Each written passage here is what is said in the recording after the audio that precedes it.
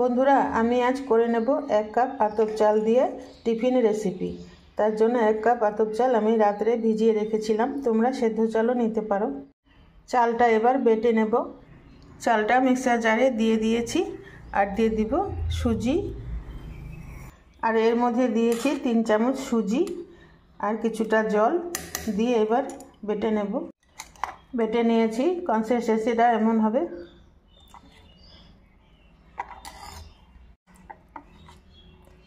মিহি পেস্ট বানিয়ে নিয়েছি। বিউলির ডাল সারা রাত ভিজিয়ে রেখেছিলাম, এবার বেটে নেব।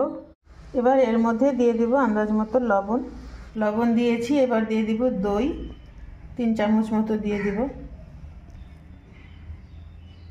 এবার ভালো করে মিশিয়ে নেব।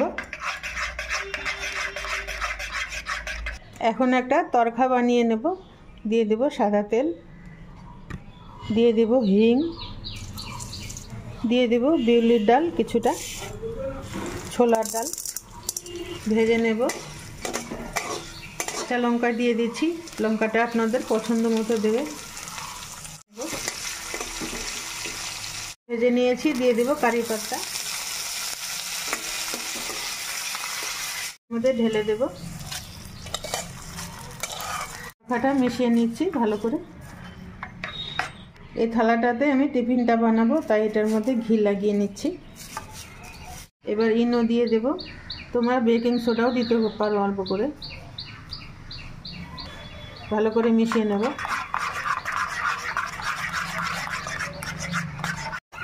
এবার বেশিক্ষণ রাখা যাবে না, এবার ঢেলে দিচ্ছি।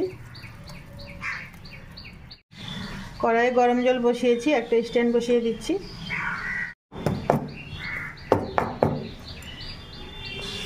এবার বসিয়ে দেব, 10 মিনিট হতে দেব, ঢেকে দেব। এবার ঢেকে দিয়ে 10 মিনিট মিডিয়াম আঁচে হতে দেব। 10 মিনিট পর ঢাকাটা খুলে নিচ্ছি। কত সুন্দর হয়েছে বন্ধুরা, একটুকু লেগে নেই, তার মানে হয়ে গিয়েছে। এবার নামিয়ে নেব, নামিয়ে ঠান্ডা করে নেব। বন্ধুরা আমি একটা চাকু ভিতরে ঢুকিয়ে দেখছি হয়েছে কিনা, একটুকু লেগে নেই, তার মানে পুরো হয়ে গিয়েছে। ঠান্ডা হয়ে গিয়েছে, এবার আমি ডিমোল্ড করে নেব। কি সুন্দর হয়েছে বন্ধুরা, দেখুন জালি জালি পুরো ছেড়ে আসছে নিজের। একটা প্লেট দিয়ে দেবো, করে উল্টে নেব।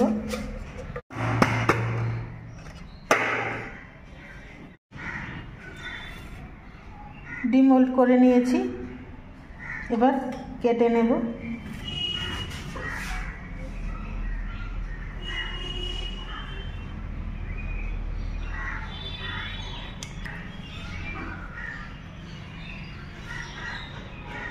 দেখুন বন্ধুরা কত সুন্দর হয়েছে, কত স্পঞ্জি হয়েছে। এভাবেই তোমরা তৈরি করে নাও একটা টিফিন রেসিপি। বাচ্চাদের খুব পছন্দের হবে, বড়দেরও পছন্দের হবে।